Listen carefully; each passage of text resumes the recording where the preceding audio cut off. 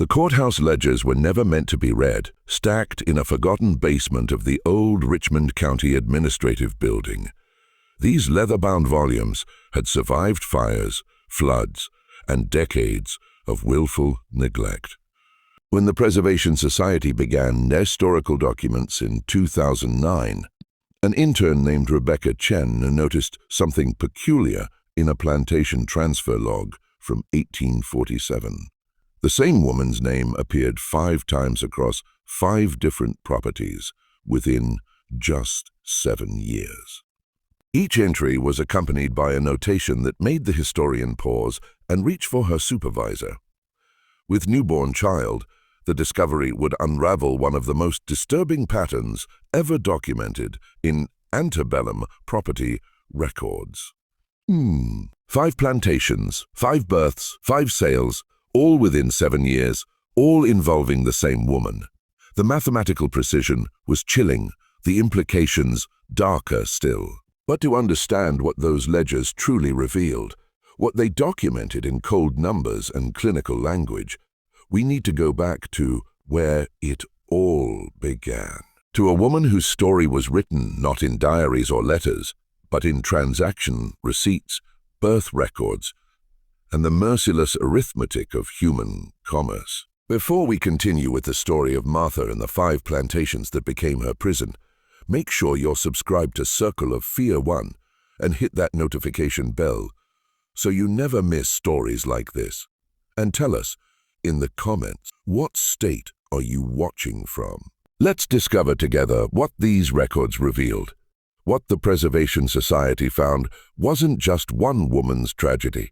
It was evidence of a system, a pattern, a machinery of exploitation so methodical it left a paper trail that nobody thought would ever be examined.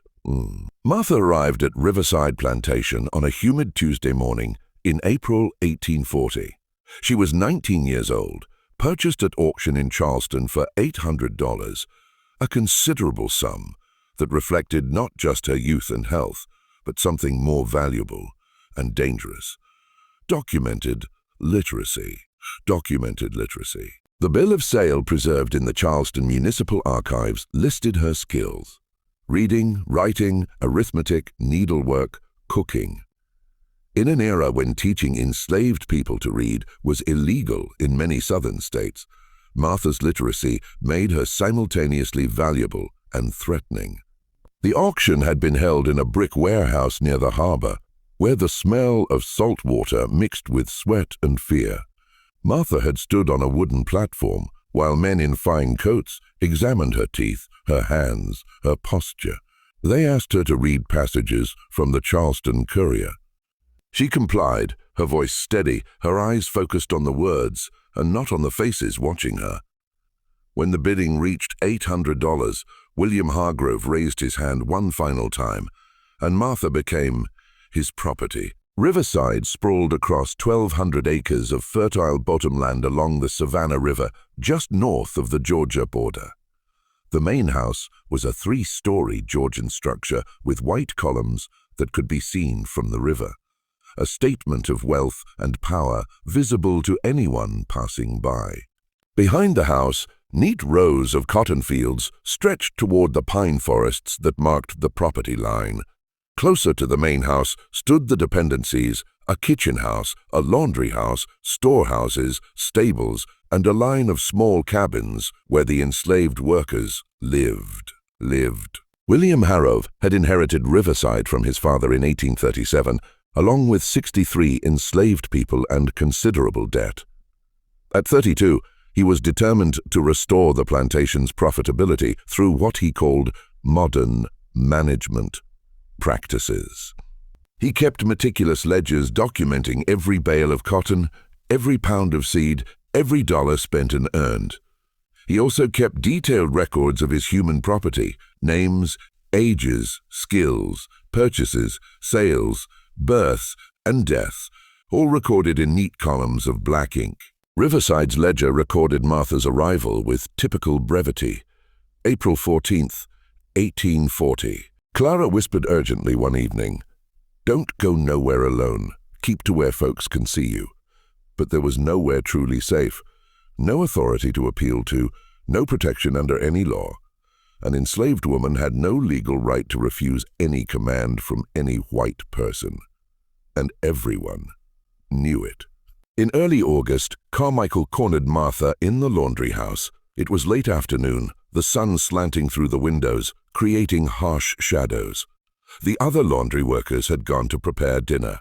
Martha was folding linens when she heard the door close and realized she was no longer alone.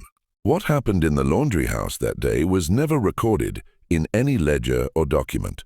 Martha never spoke of it to anyone, but the pattern it initiated would follow her across 5 plantations and 7 years. By October, Martha knew she was pregnant. She told no one, binding her midsection tightly with cloth strips to conceal the changes.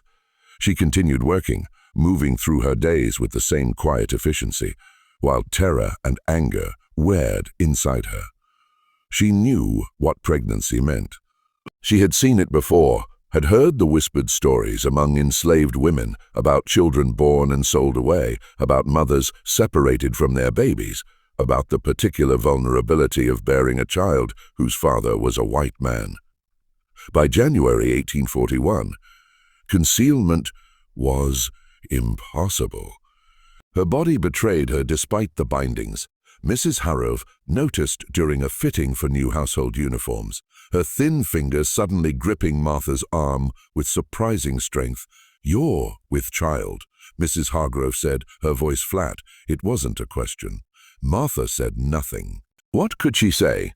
That evening, Mrs. Hargrove reported the situation to her husband in his study. William Hargrove listened, his face unreadable, and then summoned Dutch Carmichael. The conversation in Hargrove's study lasted 17 minutes. The house servants working in the adjacent rooms heard raised voices, but couldn't make out words. Carmichael emerged with his face red, jaw clenched, and walked directly to the overseer's cottage without speaking to anyone. 3 days later, Carmichael was dismissed from Riverside. The ledger noted Jan 19, 1841, terminated Dutch Carmichael overseer. Cause violation of household policy.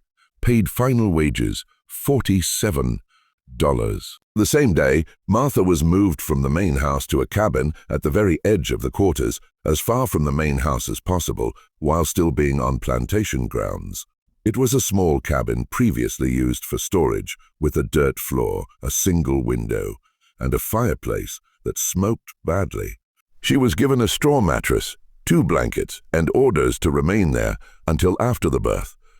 For the next 4 months, Martha lived in near isolation.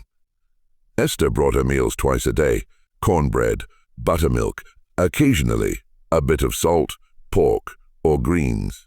She was not permitted to attend the evening prayer services or the rare Sunday gatherings. She was not given any work assignments. She existed in a strange limbo, neither fully part of the plantation community, nor completely separate from it. The isolation gave Martha time to think, to grieve, to prepare.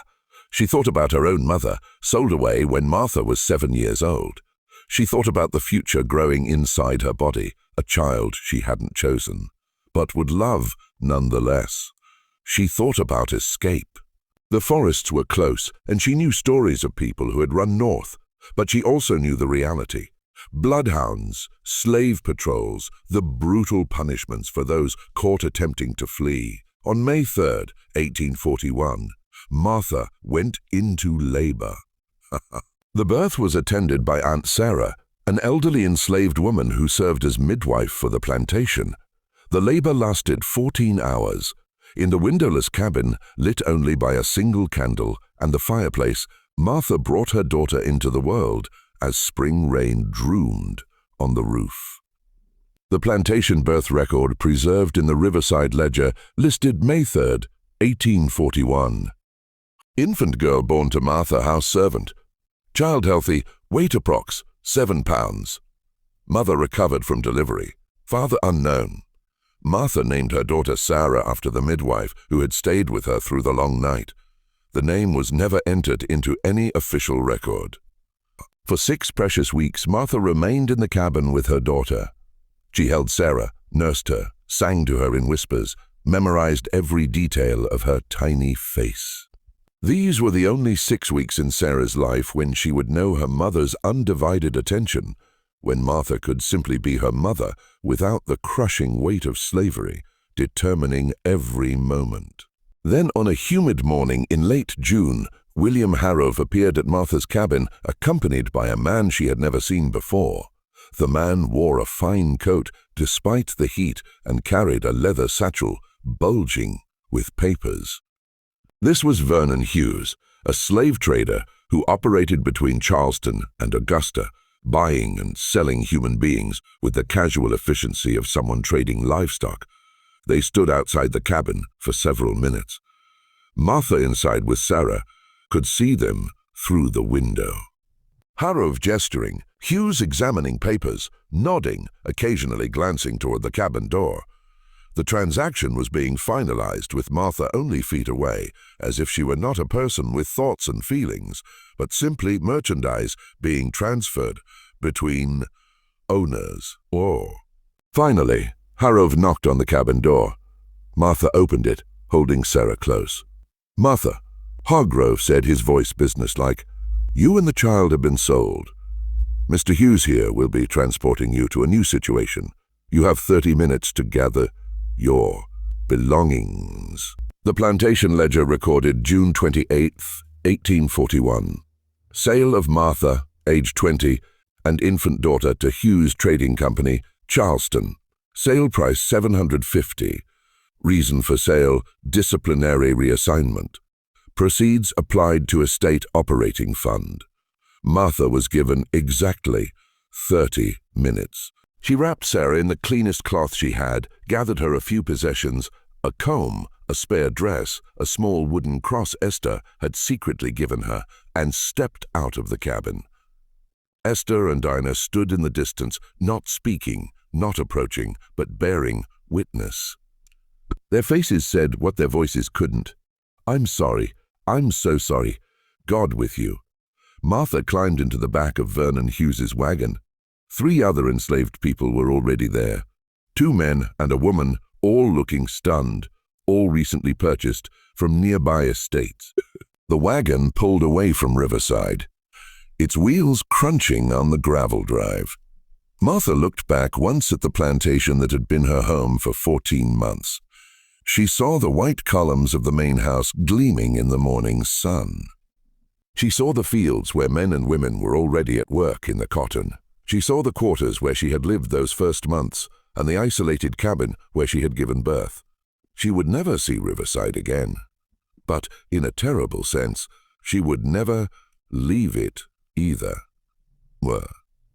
What had happened there, the attention, the violence, the pregnancy, the birth, the sale, would become the pattern that would define the next 7 years of her life. As the wagon jolted northward, Sarah slept in Martha's arms, unaware that her birth had just cost her mother everything, unaware that they were both about to become pieces in a cruel game that would be played out across 5 plantations in 4 states.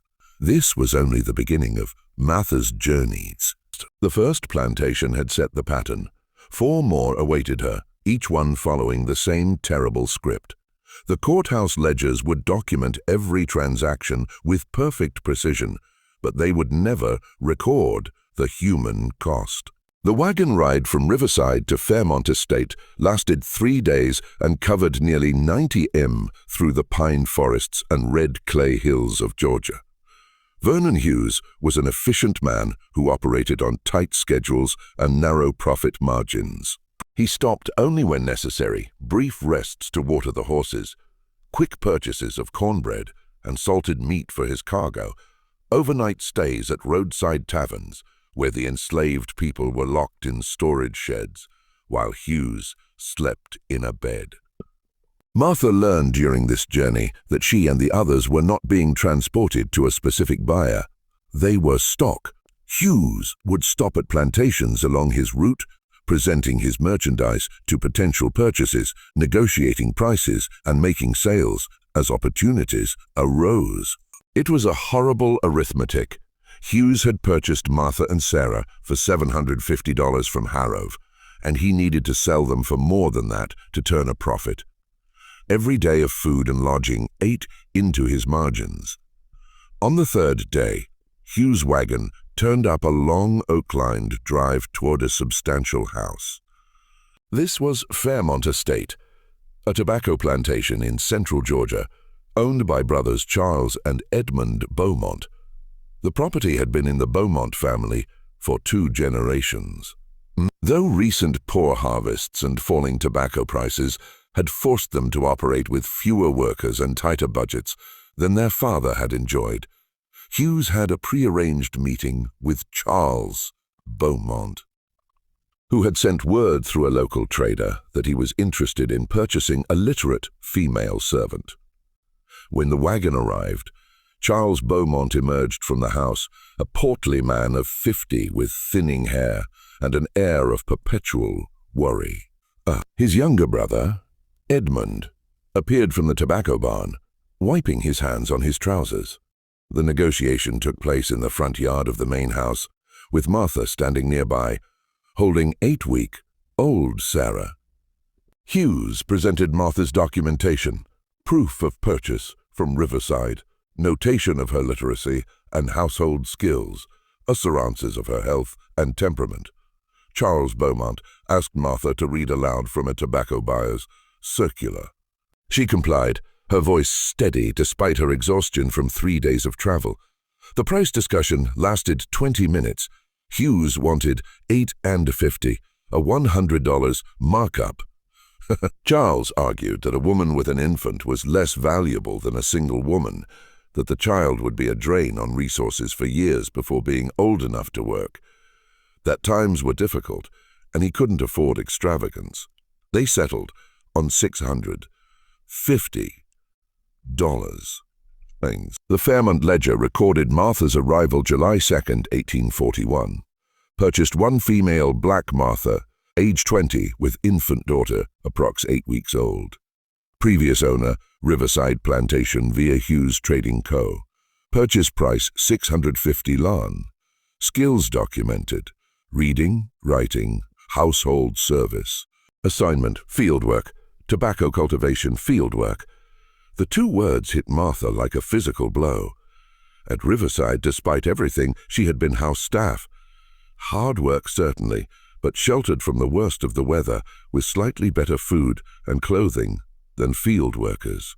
Field work meant the gangs, the sun, the overseer's whip, the brutal pace of planting and harvesting, and with an infant daughter to care for. Charles Beaumont noticed Martha's reaction and misinterpreted it. "You'll do as you're told," he said sharply.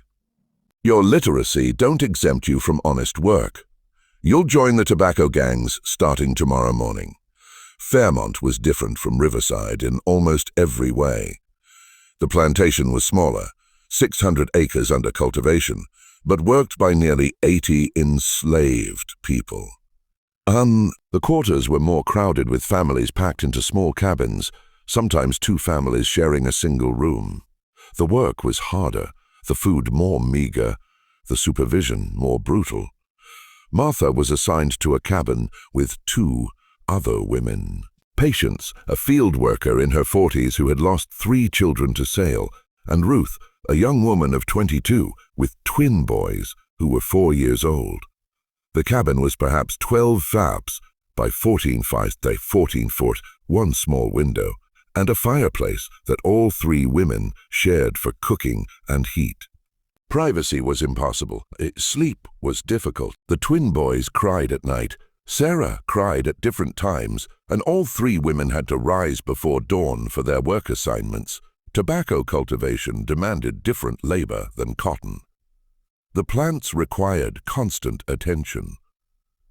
Transplanting seedlings, removing tobacco worms by hand, suckering the plants to promote leaf growth, harvesting at precisely the right moment of ripeness, hanging the leaves in drying barns where the heat could reach 130 degrees F.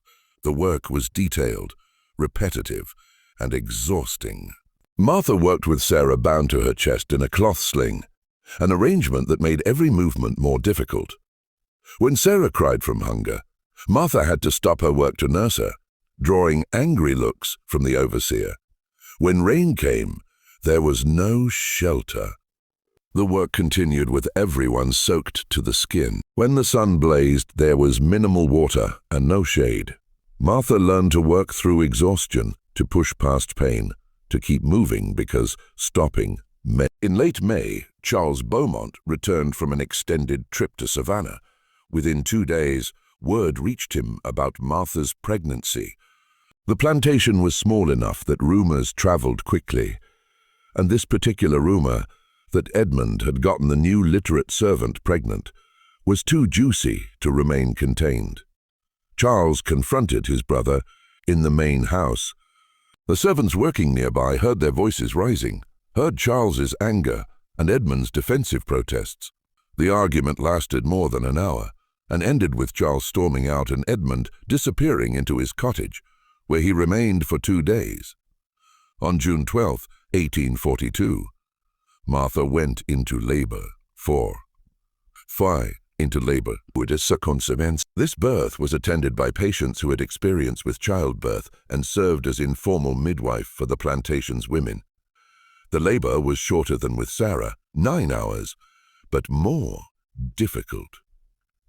Martha was exhausted from months of field work while pregnant, malnourished on the inadequate rations provided to enslaved workers, and psychologically shattered by the repetition of trauma. When the baby, a boy, finally emerged, just after midnight, Martha held him and wept. She wept for him, for Sarah, for herself, for the impossibility of their situation. She named him Daniel, a name meaning God is my judge, though she barely believed in a God that would allow such suffering. The Fairmont birth record noted June 12, 1842. Male infant born to Martha, field worker. Child healthy, waiter approx. 6 pounds. Mother survived difficult labor. Father, unknown. The word unknown was a legal fiction everyone understood, everyone knew who had fathered Daniel. But acknowledging it officially would create complications, questions of inheritance, of status, of scandal, of findal. Better to leave it officially unknown and handle the problem privately. The problem was handled 6 weeks later. On August 1st, 1842, a slave trader named Foster arrived at Fairmont Estate. He was a younger man, perhaps 30, who operated out of Augusta and specialized in quick turnovers, buying enslaved people cheaply and reselling them rapidly for modest profits. He arrived in the afternoon, spent an hour in conversation with Charles Beaumont, and left with a bill of sale. The Fairmont Ledger recorded August 3rd, 1842, sale of Martha, age 21, and 2 infant children to Foster and Sons. Trading Augusta, sale price $700, reason reduction of unnecessary estate obligations. Proceeds applied to operational expenses. Martha was given 1 hour to prepare. She gathered Sarah, now 15 months old, gathered Daniel, 7 weeks old, wrapped them both in what cloth she had, and prepared to leave. Patience helped her pack. Moving silently, her face wet with tears, she didn't bother to hide. "You got strength?" Patience whispered, as they embraced goodbye. "More strength than anyone should need. You remember that? You got strength, and these babies got you." Martha climbed into Foster's wagon with her 2 children. As they pulled away from Fairmont Estate, she saw Edmund Beaumont watching from the window of his cottage. His face was expressionless. She had been at Fairmont for 13 months. She was leaving with 2 children and a sale price $75 lower than what she'd been purchased for just over a year earlier. The pattern was becoming clear, even if Martha didn't yet fully understand its implications. 2 plantations, 2 pregnancies, 2 sales, and 3 more plantations still to come. Foster's territory covered eastern Georgia and the western edge of South Carolina, a circuit he traveled regularly, buying enslaved people from struggling plantations and reselling them to more prosperous operations. His business model depended on volume and speed, quick purchases, quick sales, minimal investment in food and lodging for his stock. Martha and her children spent 2 weeks with Foster Iqua. First at his holding facility in Augusta, a warehouse near the river where enslaved people awaited sale, and then on a wagon journey northward. During those 2 weeks, Martha saw the machinery of the domestic slave trade up close. People arrived at the warehouse daily, processed like inventory, catalogued by age, sex, skills, and health. Families were routinely separated. Husbands sold to one buyer, wives to another, children divided among multiple purchases. The crying was constant, the desperation palpable, the cruelty casual. Martha kept Sarah and Daniel close every moment, terrified that Foster might decide it was more profitable to sell them separately. A literate woman might fetch a decent price, and children could be sold for future potential. But Foster seemed to recognize that Martha's value was increased by keeping the family together. A complete unit was easier to sell to certain types of buyers who preferred not to break up families, at least not visibly. On August 18, 1842, Foster's wagon climbed into the rolling hills of northern Georgia, approaching one of the largest and most prosperous plantations in the region. Oakwood Plantation sat on prime cotton-growing land. Its 12,200 acres worked by nearly 200 enslaved people. The property belonged to the Prescott family. Robert Prescott, his wife Eleanor, and their 3 adult sons, Thomas, William, and James. The Prescott family represented old money and old power. Robert Prescott's grandfather had received a colonial land grant in the 1760s, and 3 generations had built Oakwood into a cotton empire. They were respected in the region, known for their public piety, their regular attendance at the Presbyterian Church, their contributions to local charities for white recipients, and their reputation as good slaveholders, which meant they rarely separated families, provided adequate food and clothing, and punished infractions with reasonable rather than extreme brutality. Foster had a standing relationship with Robert Prescott, who periodically purchased enslaved workers to replace those lost to disease, old age, or sale. When Foster's wagon arrived, Robert and his wife Eleanor emerged to inspect the available stock. Eleanor Prescott was a formidable woman of 55, tall and straight-backed, who took personal interest in managing the household and maintaining what she considered Christian standards of plantation operation. The negotiation over Martha happened largely between Foster and Robert Prescott, though Eleanor interjected frequently. Foster presented Martha's documentation, emphasizing her literacy and previous experience in household service, downplaying the fieldwork at Fairmont. Robert was interested in the literacy but concerned about the 2 young children. "She'll be consumed with caring for infants," Robert observed. "Limited productivity for years." Foster adjusted his price downward, $625 for all 3. Eleanor Prescott examined Martha directly, asking her to read from a Bible passage, testing her penmanship on a slate, asking about her experience with household management. Martha answered carefully, presenting herself as capable and compliant. Knowing her life and her children's lives might depend on this performance. The sale was completed. The Oakwood records show August 18, 1842. Purchase of 1 female Martha, aged 21, with 2 infant children, female approx 15 months, male approx 8 weeks. Previous owner, Foster and Sons Trading via Fairmont Estate.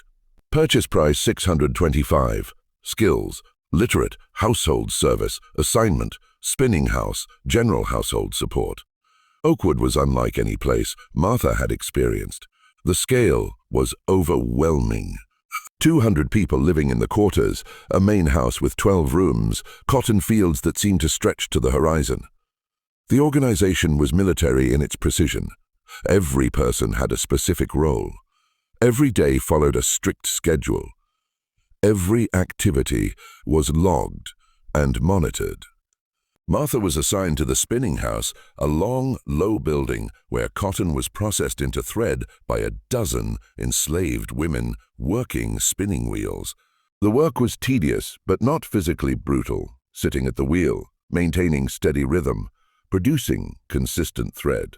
The environment was relatively sheltered from weather, though hot in summer and cold in winter.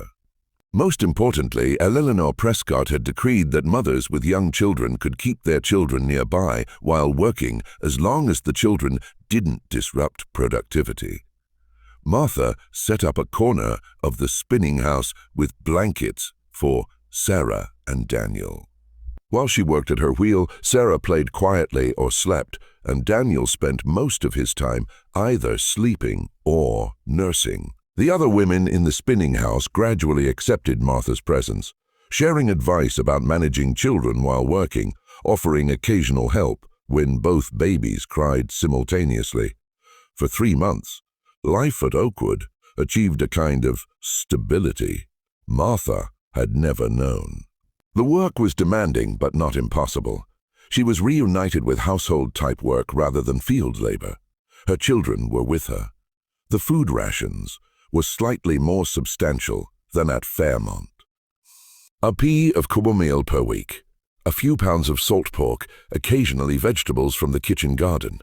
Eleanor Prescott insisted on rest from labor every Sunday, allowing time for washing clothes, tending small personal gardens. Some of the enslaved people were allowed to maintain and attending mandatory prayer services. The prayer services were held in a small building near the quarters, led by a white minister from the nearby town who came every Sunday afternoon to preach to the enslaved congregation. The sermons invariably focused on obedience, acceptance of one's station, and the promise of heavenly reward for earthly suffering. Martha sat through these services with her face carefully neutral, wondering what kind of God would create such a system and call it divine will. In late November, everything changed when James Prescott returned from university. James was the youngest of the 3 Prescott sons, 23 years old, recently completed 2 years of legal studies at the University of Virginia in Charlottesville. He was tall and handsome, with his mother's refined features and his father's commanding presence. He carried himself with the confidence of someone who had never been denied anything, who had never imagined that his desires might not be immediately gratified. He had returned to Oakwood full of ideas about plantation management, about modernization and efficiency, about implementing new systems he had read about in agricultural journals. His father indulged him, allowing James to tour the various operations, fields, barns, processing buildings, and make observations and recommendations. James noticed Martha within his first week home. She was working at her spinning wheel when he entered the spinning house with his father, touring the facilities. James watched the women work, asked questions about productivity rates, examined the quality of thread being produced. His gaze lingered on Martha, her obvious literacy evident in the way she held herself, her careful attention to the quality of her work, her quiet competence. "This one," James said to his father, pointing at Martha, "she's literate." "You said." Robert confirmed it, and James's interest was clearly piqued. Over the following days, he found reasons to visit the spinning house frequently, always with questions, always watching Martha work. Within 2 weeks, James had persuaded his father to reassign Martha to assist with plantation records. The spinning house produced large quantities of thread that needed to be logged, measured, and tracked. Martha's literacy made her ideal for this task. She was given a desk in the small office attached to the spinning house and assigned to maintain daily production logs, recording the amount and quality of thread produced by each worker. The assignment seemed like a promotion, slightly less physically demanding work, an acknowledgement of her skills. But Martha felt immediate dread. The office was isolated, separate from the main spinning room where the other women worked, and James Prescott found many reasons to spend time in that office. At first, his interest seemed genuinely focused on the work. He would review Martha's logs, asking detailed questions about productivity. Having her read passages from agricultural journals about textile manufacturing, discussing ways to improve efficiency. Martha answered carefully, navigating the dangerous terrain between demonstrating competence and not appearing too intelligent, too independent. But gradually, inevitably, James' attention became personal. He began arriving in the office late in the afternoon, after the other women had finished their shifts. He would sit close to Martha as she explained the log entries, his arm brushing against hers. He began making comments about her appearance, her voice, her intelligence, comments that made Martha's skin crawl, even as she forced herself to accept them without visible reaction. By Christmas 1842, the pretense of professional interest had collapsed entirely. James' visits to the office became brazenly inappropriate. The door closed, his commands explicit. Martha had no recourse, no protection, no possibility of refusal. She was owned property. He was the owner's son. The arithmetic of power was absolute. She tried to avoid being alone, tried to time her work so she would leave before his afternoon visits, tried to bring her children with her as a deterrent. Nothing worked. James simply ordered her to return to the office, to leave the children with another woman, to comply with his demands. By March 1843, Martha realized she was pregnant again, the third time in less than 3 years. This pregnancy was different from the start. Martha fell ill in her 4th month, developing a fever that lasted for weeks. She became too weak to work, confined to her cabin, her body struggling to sustain both herself and the pregnancy while fighting infection. Sarah, now 2 years old, tried to care for her younger brother, Daniel, bringing Martha water, patting her face the way she had seen adults do when someone was sick. Eleanor Prescott, whether motivated by genuine concern or fear of losing valuable property, had Martha moved to a cabin near the main house where she could be more closely monitored. A doctor was summoned, Dr. Mitchell, from the nearby town. An extraordinary expense for an enslaved person, but deemed necessary to protect the Prescott family's investment. Dr. Mitchell diagnosed Martha with severe pneumonia complicated by pregnancy. He prescribed quinine, bed rest, and nutritious food, luxuries rarely afforded to enslaved people. For 6 weeks, Martha hovered between life and death, her fever spiking and breaking, her body weakening, while Eleanor Prescott supervised her care with stern efficiency.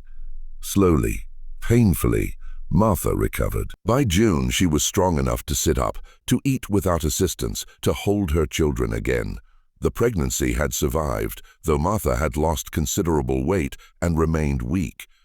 In September 1843, after a difficult 36-hour labor, Martha gave birth to another daughter.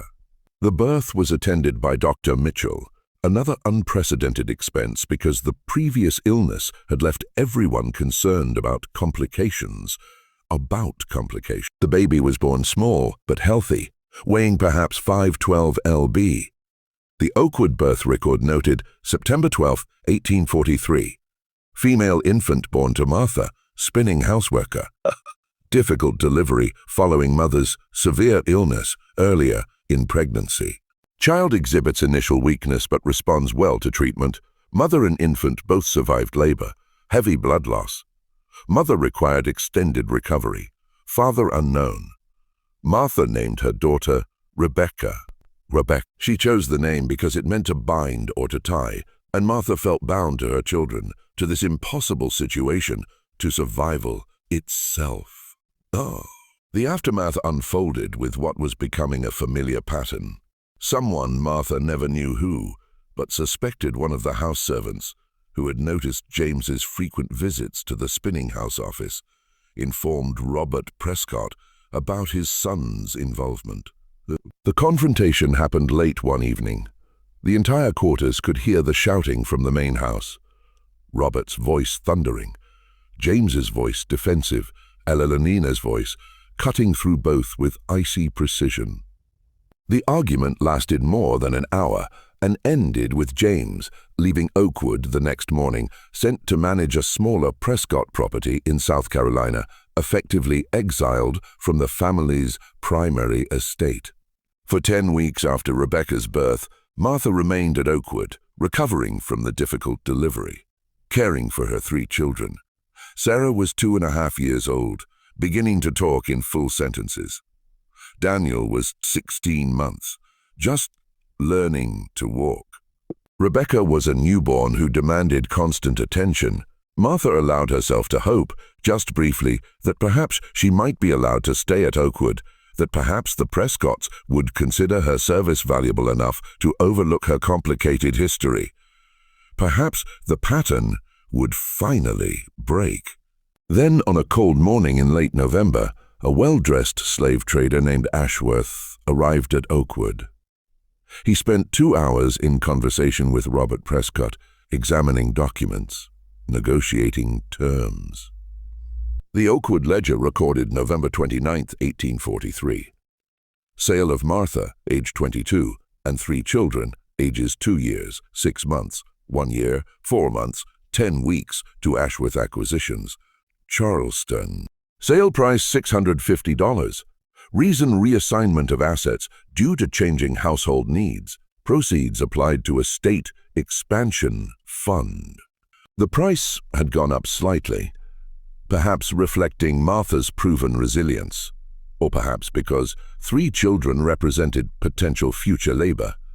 But Martha noticed what others might not. She was still worth less than the $800 she had originally been sold for, despite being in the prime of her working life.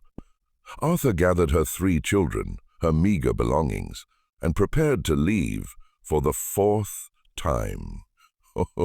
As Ashworth's wagon rolled down the Oakline Drive leading away from Oakwood, Martha looked back at the plantation that had promised stability, but delivered only another iteration of the same pattern. 3 plantations, 3 pregnancies, 3 sales, and she was still only 22 years old. What Martha didn't yet fully understand was that each sale was making her less valuable. Each child was marking her as problematic. Each pregnancy was creating a documentary trail that would follow her through the ledgers and records of the domestic slave trade. She was being systematically devalued, turned from a premium servant into damaged goods, all because of crimes committed against her that she had no power to prevent. 2 more plantations awaited her.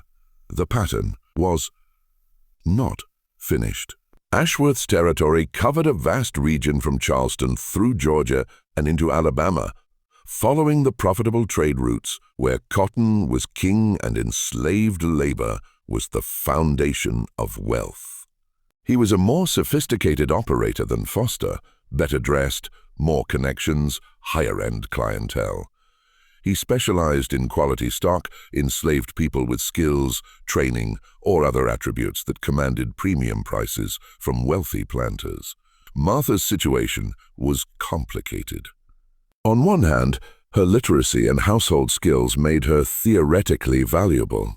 On the other hand, 3 children under 3 years old made her immediately less appealing to most buyers, and her history, visible in the trail of sales and transfers that appeared on her documentation, raised questions that Ashworth had to carefully manage. The solution was to market Martha as a family unit to a very specific type of buyer. Wealthy planters who could afford to take on the short-term burden of young children in exchange for long-term labor value, and who prided themselves on their benevolence in not breaking up families. Ashworth transported Martha and her children to his main facility in Charleston, where they spent 3 weeks while he searched for the right buyer. The facility was a large brick building near the slave market, divided into cells where enslaved people awaited sale. Martha and her children were kept in a room with 8 other women and their children, all waiting, all trying not to think about what came next. Finally, in mid-December 1843, Ashworth secured a buyer. Jonathan Whitfield, owner of Cedar Hills Plantation in eastern Alabama, one of the wealthiest men in the territory. Cedar Hills was the largest property Martha had yet encountered. 1,800 acres of prime cotton land, nearly 300 enslaved workers, and a main house that looked like something from a storybook. Jonathan Whitfield had inherited the plantation from his father and expanded it through shrewd investments in land and cotton futures. At 54 years old, he was a widower. He was a widower.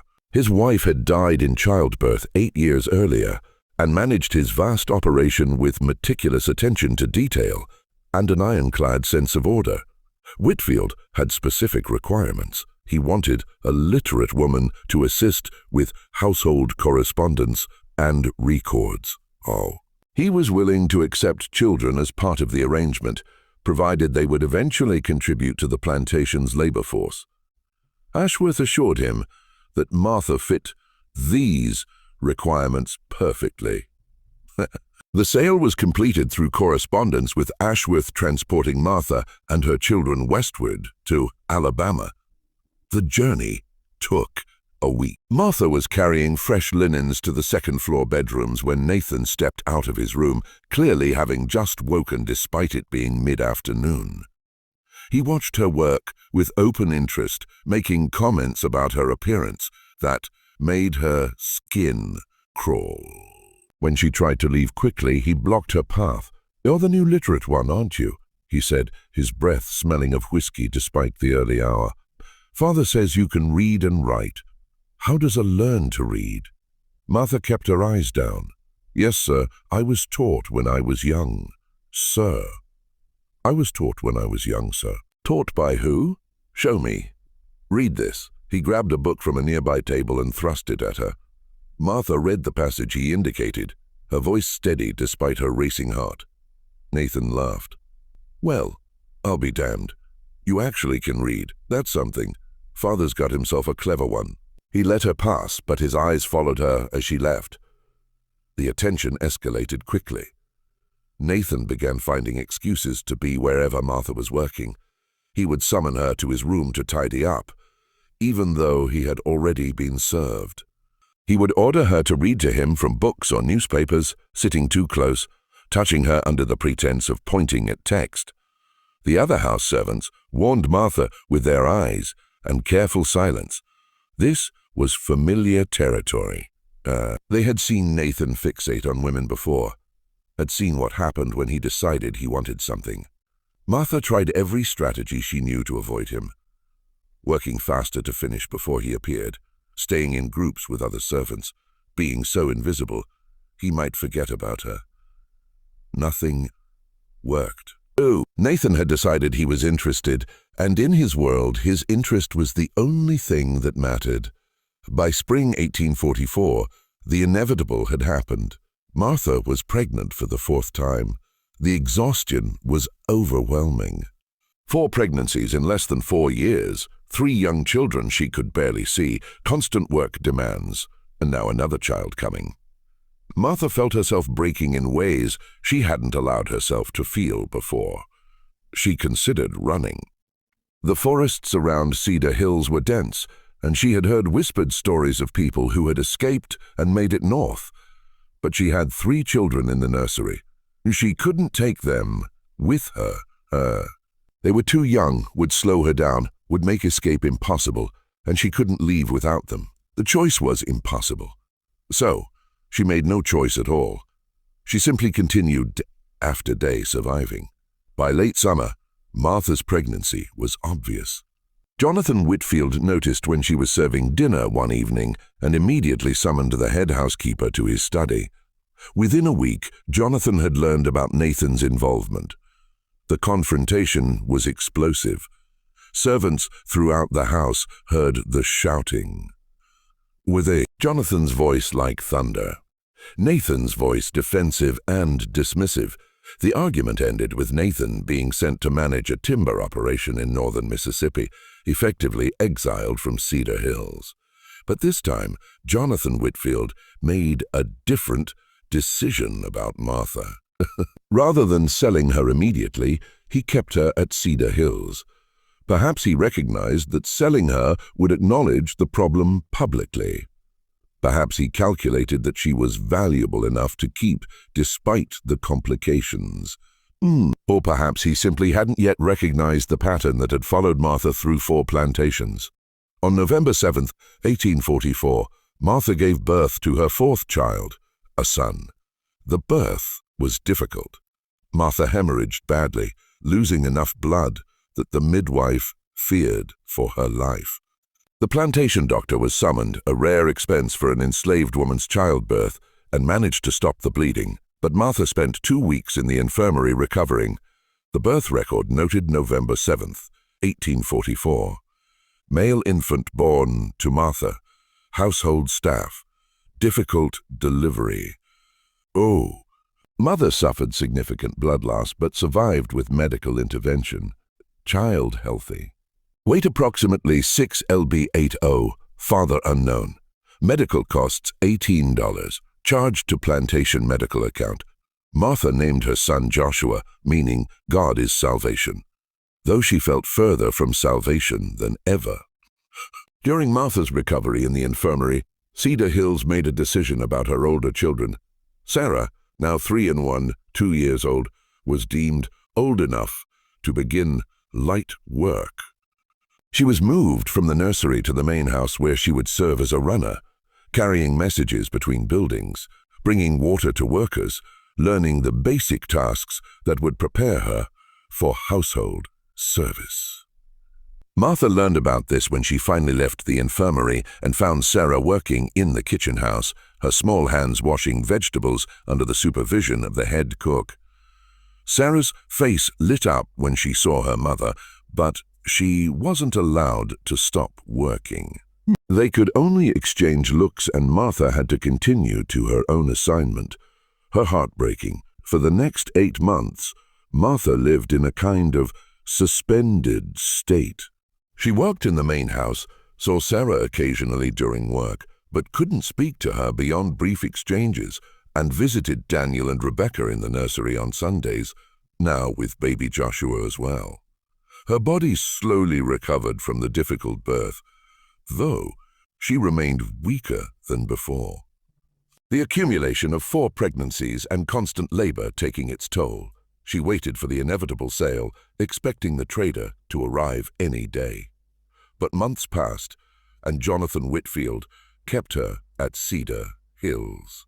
Martha began to cautiously hope that perhaps the pattern might be broken, that perhaps she might be allowed to remain in one place long enough to watch her children grow. Then in August 1845, Vernon Hughes arrived at Cedar Hills. Astor Hills. Not Vernon Hughes, the original trader who had transported Martha from Riverside, but Sheffield, another trader who worked similar routes. Jonathan Whitfield had decided that the complications outweighed the value, and it was time to cut his losses. The Cedar Hills Ledger recorded August 15, 1845, sale of Martha, age 24, with 4 children, ages 4 years, 3 months, 3 years, 2 months, 1 year, 9 months, and 9 months, and 9 months. Sold to Sheffield Trading Company Mobile. Sale price $550. Reason: reduction of household staff. Reassignment of assets. Proceeds applied to Estate Modernization Fund. Special notation: medical costs during recent pregnancy 18 deducted from final asset valuation. The price continued to fall. Martha was now worth less than a third of her original purchase price, despite being only 24 years old and in the theoretical prime of her working life. Her children, rather than adding value, had become liabilities in the calculations of plantation economics. Martha was given 2 hours to prepare. She gathered her 4 children, Sarah old enough to walk on her own, Daniel needing to be carried part of the time, Rebecca toddling but still unsteady. Joshua, a 9-month-old baby. She wrapped Joshua against her chest in a sling, held Rebecca's hand, and urged Sarah to stay close while she tried to manage Daniel. The logistics of moving one woman with 4 young children were complicated. Sheffield provided a wagon with room for everyone, and Martha climbed in with her small, devastating cargo. 4 children born in violence, carried in suffering, and now being moved again because their very existence was evidence of crimes that couldn't be acknowledged as the wagon pulled away from Cedar Hills. Martha looked back at the plantation that had been her home for 20 months. She saw the white-collar main house. She saw the nursery building where her children had lived, separated from her. She saw the servants' quarters, where she had slept in her tiny room alone, while her children cried for her elsewhere on the property. 4 plantations, 4 pregnancies, 4 sales. And somehow, impossibly, Martha was still only 24 years old. One more plantation awaited her. The pattern was not finished, but Martha was. Sheffield's operation was based in Mobile, Alabama, a major port city that served as a hub for the domestic slave trade's western routes. Enslaved people were transported through Mobile to plantations throughout Alabama, Mississippi, and Louisiana, feeding the insatiable demand for labor in the expanding cotton and sugar regions. Martha and her 4 children spent 3 weeks in Mobile, held in a warehouse facility near the docks. The building was crowded with people awaiting sale, men purchased for field work, women for household service, children separated from parents and sold for their future potential. The noise was constant, a mixture of crying, praying, and the harsh voices of the traders conducting their business. Sheffield recognized that Martha's situation was commercially complicated. 4 young children made her difficult to sell to most buyers. Her declining price history suggested she was problematic. But her literacy remained valuable, and some buyers specifically wanted enslaved families that could be presented as humanely managed to counter growing abolitionist criticism. Sheffield found his buyer in Louisiana, Henry Delacroix, a Creole planter whose family had owned Magnolia Grove for 3 generations. Delacroix was looking for an educated servant to assist with plantation correspondence and household management, and he was wealthy enough to absorb the cost of supporting 4 young children until they reached working age. The sale was negotiated through letters, with Sheffield painting Martha as a valuable investment despite her family encumbrances. Delacroix agreed to the purchase, and in late September 1845, Martha and her children were transported westward into Louisiana. The journey covered more than 200 m through the coastal lands, a landscape unlike anything Martha had seen before. The land was flat and wet, cut through with bayou and swamps, thick with Spanish moss hanging from live oaks. The air smelled of mud and decay, and the particular sweetness of sugarcane. Magnolia Grove sat in Louisiana's sugar country, where the agricultural cycle was different and more dangerous than cotton. Sugar cultivation demanded precise timing. Planting in the spring, cultivation through summer, and then the brutal harvest season from October through December, when the entire plantation worked 20 days to cut cane and process it before frost could destroy the crop. The grinding season was called the killing time because of the accidents in the mills, the exhaustion-related deaths, and the brutal pace that pushed workers past human limits. The Magnolia Grove records show September 28, 1845, purchase of one female Martha, age 24, with 4 children. Ages 4 years, 5 months, 3 years, 4 months, 1 year, 11 months, and 10 months. Previous owner, Sheffield Trading via Cedar Hills Plantation, Alabama.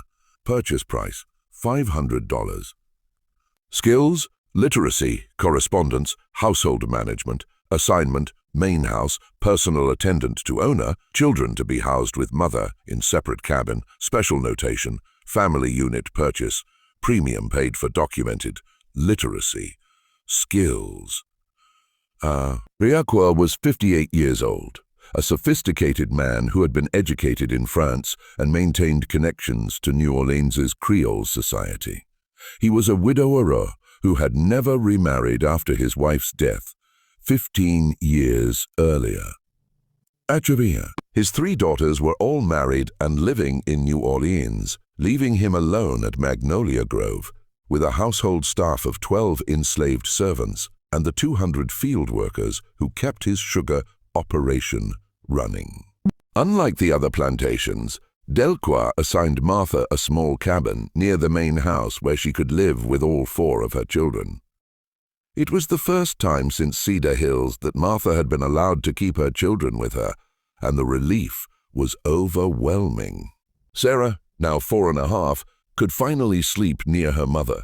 Daniel, 3.5, and Rebecca, 2, could play nearby while Martha worked, and Joshua, 10 months old, could nurse whenever needed. The cabin was small, perhaps 10 FT by 12 FT, with a dirt floor, 1 window, and a fireplace, but it was theirs, and after the separations of Cedar Hills, Martha felt a cautious gratitude that she immediately distrusted.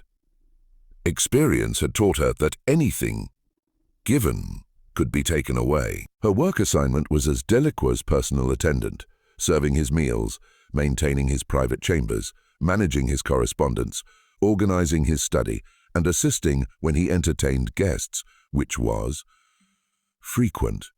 As Delacroix was a social man who hosted dinners for neighboring planters and New Orleans businessmen, Delacroix was a demanding employer, but not a violent one. He had exacting standards and expected perfection, but he didn't rage or strike his servants for minor failures.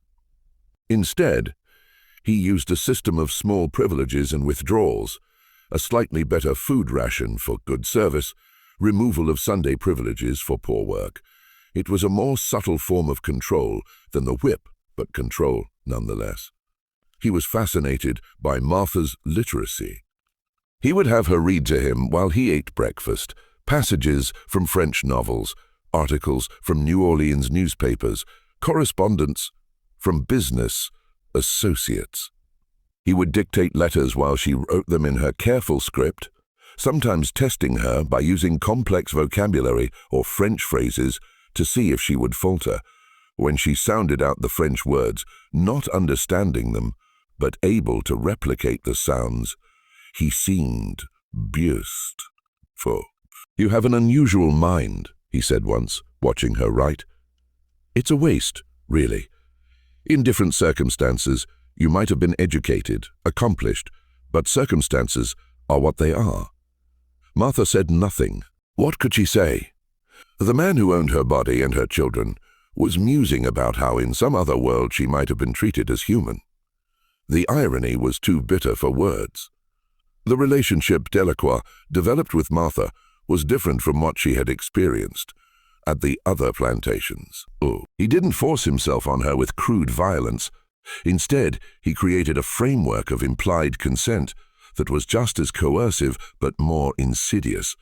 He offered small privileges, extra rations for her children, a better blanket for the cabin, fabric to make new clothes. So he positioned these as gifts, as evidence of his benevolence, as rewards for good service. The unspoken understanding was clear. Accept these gifts. Accept his attention and life will be easier. Resist and the gifts will disappear. The cabin will be taken away. The children will be separated and sent to the quarters. It wasn't a choice. It was coercion dressed up as generosity. By early 1846, Martha was pregnant for the 5th time. This pregnancy felt different, not physically, but psychologically. Martha recognized with perfect clarity that she was trapped in a pattern she couldn't break. 5 plantations, 5 pregnancies, 5 men who had taken what they wanted with no consequences. Her body was not her own. Her children were not her own. Even her literacy The one skill that had seemed like an advantage had become a trap, making her visible, making her valuable in ways that brought only suffering. She thought about the river that ran near Magnolia Grove, about walking into it with stones in her pockets, about escape through death if no other escape was possible.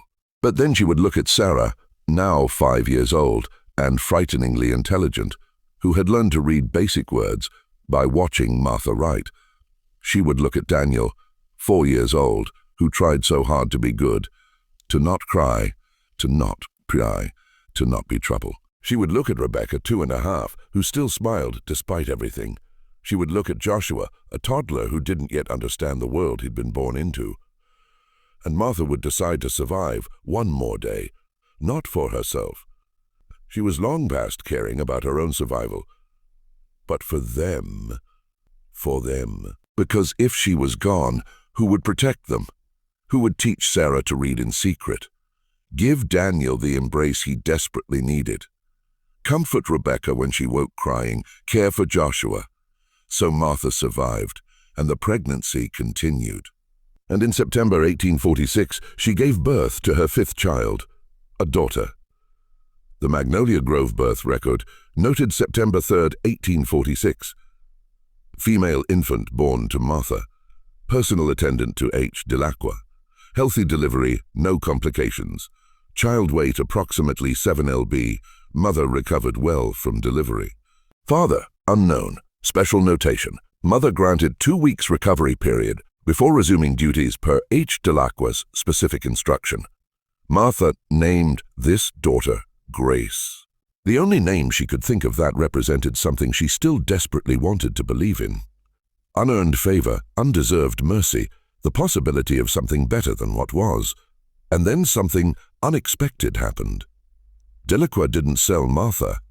Weeks passed. Months passed. Martha waited for the trader to arrive, for the familiar pattern to unfold, for the sale that had followed every previous birth. But it didn't happen. For the first time, Martha remained at a plantation after giving birth. Through the rest of 1846, through all of 1847, through 1848, she worked, cared for her children, and existed in a state of constant vigilance, expecting every day to be the day when the sale would finally happen. Her children grew during those years at Magnolia Grove. Sarah turned 7, old enough to be put to work as a house servant, carrying messages and helping in the kitchen. Daniel, 6, was assigned to carry water to field workers during the harvest season. Rebecca, 5, was learning to sew under the supervision of an elderly woman who mended clothes. Joshua, 3, and baby Grace stayed in the cabin under the care of an older enslaved woman who minded young children while their parents worked. For 2 years, Martha's life achieved a painful kind of stability. The work was hard. The circumstances were wrong in every fundamental way, but her children were with her. She could see them daily, feed them, teach them, protect them in the small ways that were possible within the constraints of slavery. Martha began to dare to hope.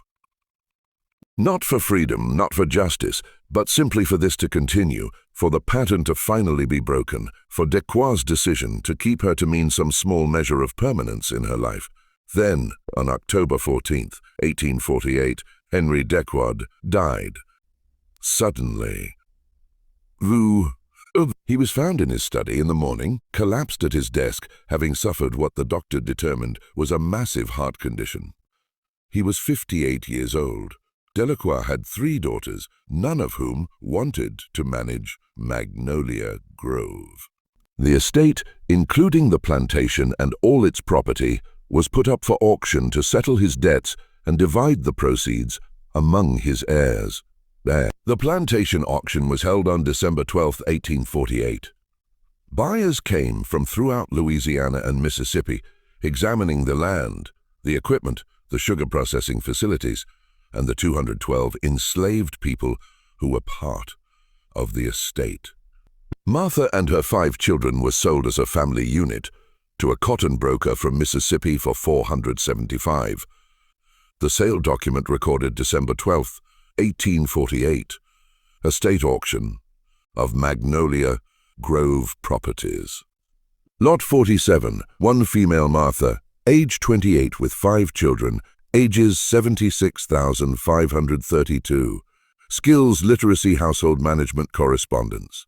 Sale price, $475 to William Foster. Cotton factor, Jackson, Mississippi. Special notation. Family unit price reflects significant dependent burden. $475.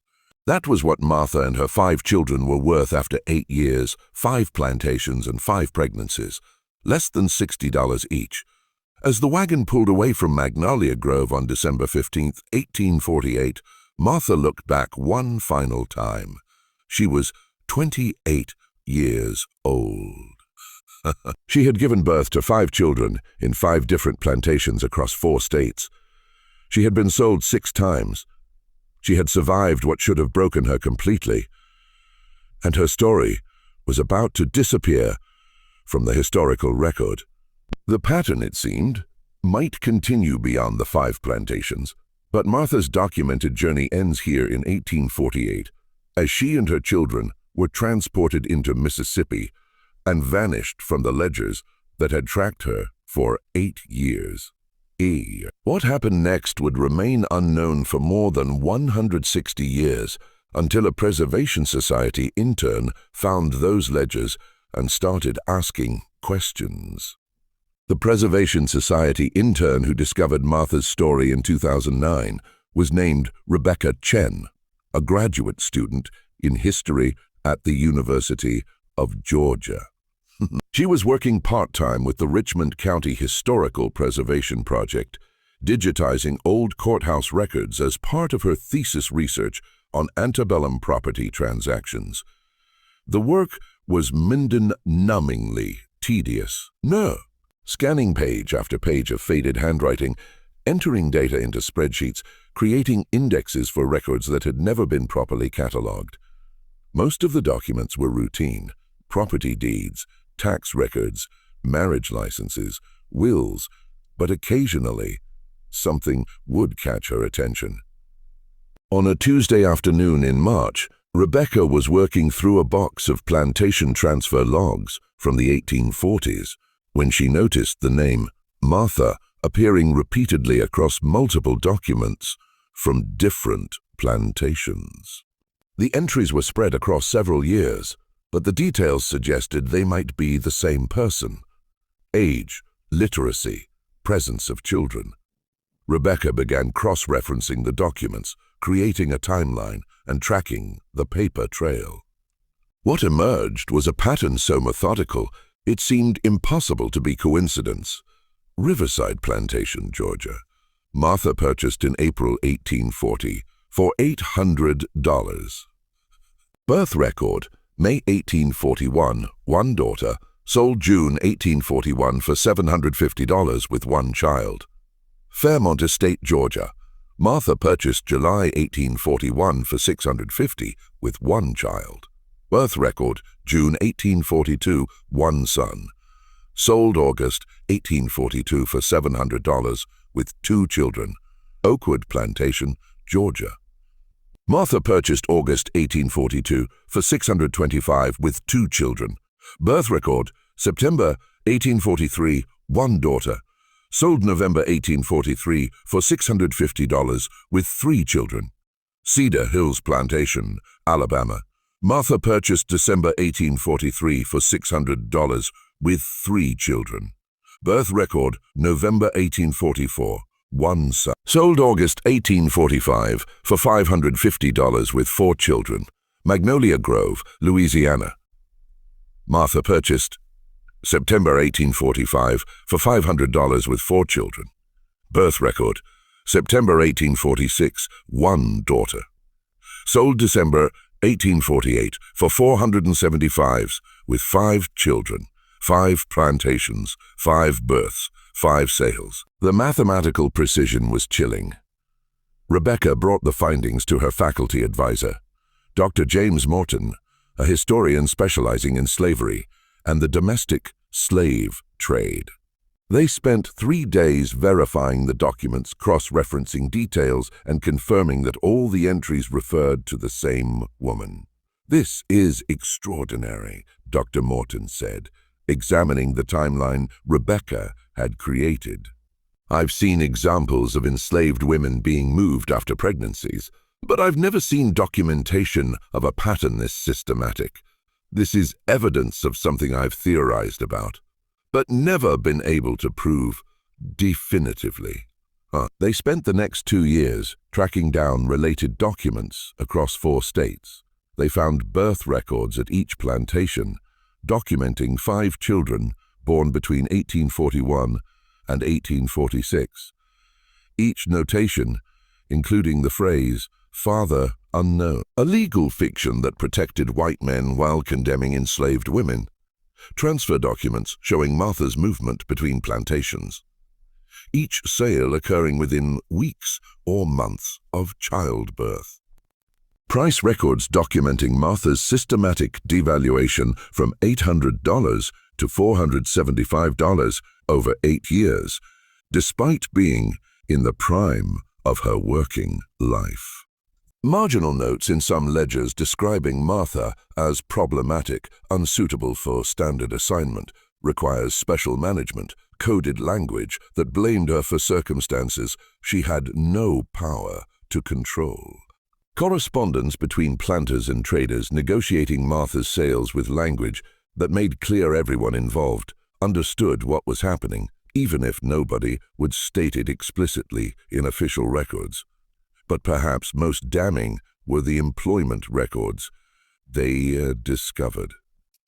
Dutch Carmichael, the overseer at Riverside, was dismissed 3 days before Martha was sold. His employment history showed he moved to South Carolina and was dismissed from 2 subsequent positions under similar circumstances. Edmund Beaumont of Fairmont Estate was removed from daily plantation management after Martha's pregnancy became known. He later moved west and appeared in court records in Missouri related to a paternity dispute with an enslaved woman. James Prescott of Oakwood was sent to manage a remote Prescott property in South Carolina. Family letters preserved in the Prescott family papers at the South Carolina Historical Society revealed tension between James and his father related to inappropriate conduct with household staff. Nathan Whitfield of Cedar Hills was exiled to Mississippi. Local newspapers from the 1850s include references to his drinking, gambling, and temperamental management style before he died in 1852 at age 29 from liver failure. Henry Dequa of Magnolia Grove was the exception. He died before Martha was sold, and his decision to keep her represented the only break in the pattern. The research revealed what the courthouse ledgers had documented, but never stated explicitly. Martha was systematically moved between plantations to conceal the evidence of sexual violence committed by white overseers and owners' sons. Each pregnancy became a problem that was solved through sale. Each child was living proof of crimes that couldn't be prosecuted under law, but could scandalize families and damage reputations if acknowledged. Dr. Morton and Rebecca published their findings in the Journal of Southern History in 2011 in an article titled "Systematic Exploitation and Forced Migration, a Case Study in Antebellum Sexual Violence and Economic Devaluation." The article was later republished in popular history magazines and became the basis for a museum exhibition about the hidden patterns in slave trade documentation. But their research also raised urgent questions. What happened to Martha after 1848? What happened to her 5 children? Rebecca Chen spent another 3 years searching for traces of Martha's children in historical records. The search was like detective work, piecing together fragments from auction records, plantation inventories, probate documents, and the rare manumission papers that documented enslaved people gaining freedom.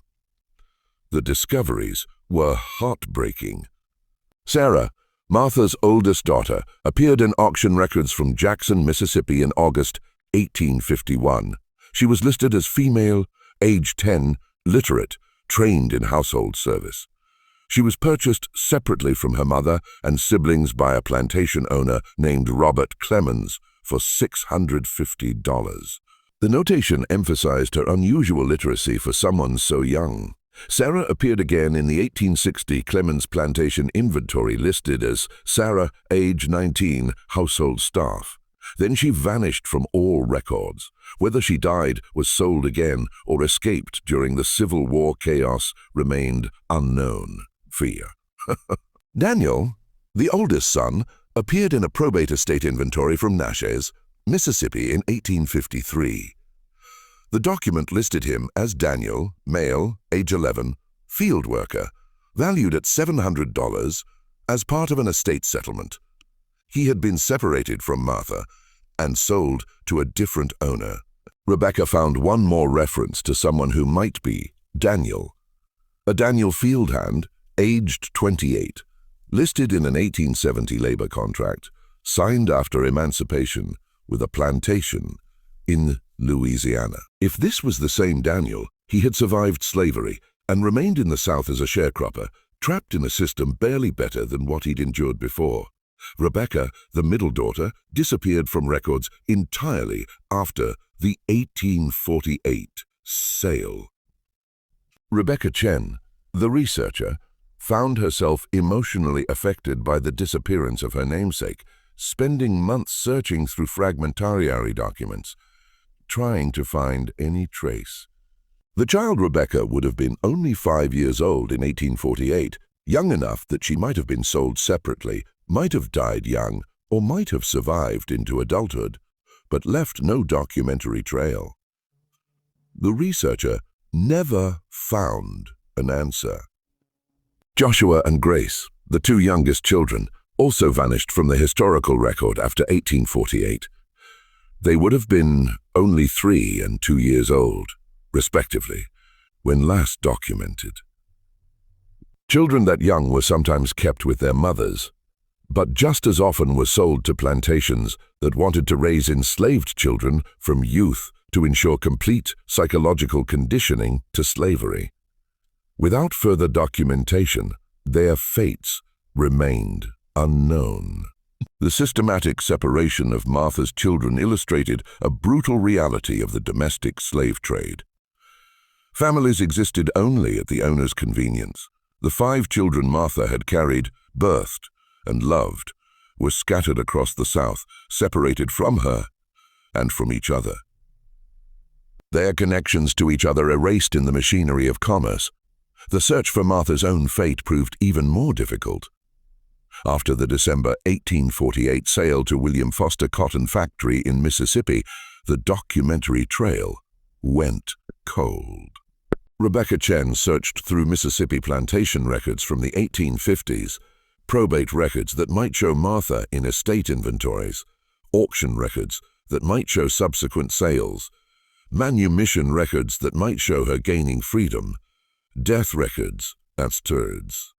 Though these were rarely kept for enslaved people, Civil War-era contraband records documenting enslaved people who escaped to Union lines, Freeredman's Bureau records from Reconstruction, post-war census records. The final confirmed reference appeared in a property transfer document from 1853 where Martha was sold, now 32 years old, to a plantation in eastern Texas for $275. The price had continued to fall, reflecting age, accumulated physical damage from years of hard labor and multiple pregnancies, and the permanent label of problematic that followed her through every transaction.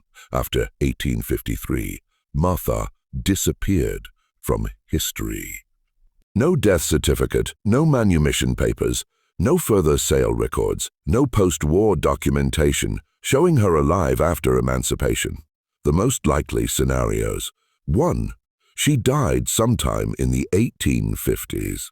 Her death unrecorded because enslaved people's deaths were rarely officially documented unless they affected property values.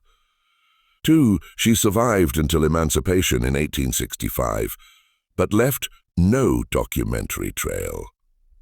Like millions of formerly enslaved people who lived and died without official records, whose stories exist only in family memories passed down through generations. 3.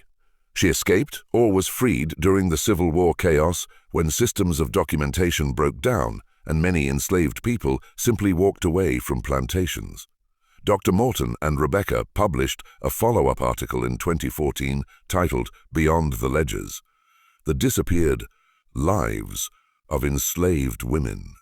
They argued that Martha's disappearance from historical records after 1853 was itself evidence of systemic erasure. Enslaved people were documented only when they had economic value to white owners. And when that value was exhausted or when systems of documentation collapsed, their lives became historically invisible. The article noted Martha survived at least 13 years of documented brutality, 5 forced pregnancies, 5 sales, and the separation from all 5 of her children. She was 32 years old when she last appeared in official records, still in the prime of her working life, but valued at less than a third of her original purchase price. Whether she lived another 30 years or died within months of that final sale, we may never know. What we do know is that systems of slavery created and maintained this pattern of violence, and then erased the evidence by reducing human lives to ledger entries that disappeared when they were no longer economically convenient. The courthouse ledgers that documented Martha's journey through 5 plantations are now preserved in climate-controlled archives at the University of Georgia and available through digital databases to researchers and descendants searching for family histories. The numbers tell their own brutal story. 8 years, the documented period of Martha's journey through 5 plantations, 1840-1848. 5 plantations: Riverside, Georgia; Fairmont, Georgia; Oakwood, Georgia; Cedar Hills, Alabama; Magnolia Grove, Louisiana. 5 children born between 1841 and 1846. All eventually separated from their mother and from each other. 6 sales. The number of times Martha was sold as property, each sale following the same pattern, $800 to $275. The decline in Martha's value from first purchase to last documented sale. A 66% decrease over 13 years for men. Dutch Carmichael, Edmund Beaumont, James Prescott, Nathan Whitfield, all removed from their positions after Martha's pregnancies became known, all facing no legal consequences for their actions unknown. The word appearing 5 times in birth records, a legal fiction protecting perpetrators, 0 prosecutions. The number of legal actions taken against any of the men who assaulted Martha 160-plus years, the time between Martha's disappearance from records and the discovery of her story. These numbers represent the cold arithmetic of slavery, the reduction of human suffering to economic transactions, the systematic exploitation hidden in plain sight within official records. The evidence of crimes that were never prosecuted because the law didn't recognize enslaved women as victims capable of being wronged. But the numbers can't capture the full truth. They can't show how Martha felt holding each of her newborns, knowing what was coming. They can't show the terror of being sold and moved again and again, never able to establish any stability. They can't show the anguish of being separated from her children, knowing they would grow up without her protection. They can't show the psychological cost of enduring repeated violence with no recourse, no protection, no justice. The Preservation Society's work ensures that Martha's name, just her first name, the only one she was allowed to keep, is remembered. The digitized records are now used in university courses, museum exhibitions, and genealogy research. They stand as testimony to both the systematic cruelty of slavery and the extraordinary endurance of those who survived it. Note. Dr. Morton, in his final published article on the case before his retirement, wrote, "Martha's story is simultaneously unique and representative. Unique in that we have such complete documentation of the pattern. Representative in that countless enslaved women experienced similar trajectories that were never documented or have been lost to history. For every Martha whose journey we can trace through courthouse ledgers, there are thousands whose stories exist only in the spaces between official records, in family memories passed through generations, or lost entirely to historical erasure. The courthouse ledgers will outlast us all. They sit in archives protected from decay, available to anyone who wants to understand what was done, who was complicit, and what it cost. They document the machinery of exploitation with perfect precision.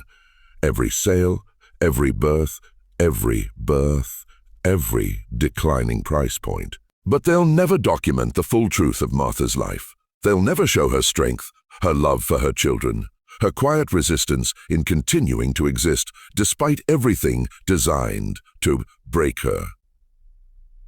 They'll never show the moments between the transactions, the lullabies she sang, the reading lessons she gave Sarah in secret, the ways she protected her children in the small ways possible within impossible constraints. Martha was 19 when she arrived at the first plantation in 1840. She was 32 when she disappeared from the records in 1853. 13 documented years, 5 plantations, 5 children, 6 sales, and a pattern of systematic violence so methodical it could be tracked through courthouse ledgers more than 160 years later. The records revealed the truth, but the truth they revealed was only a fraction of the story.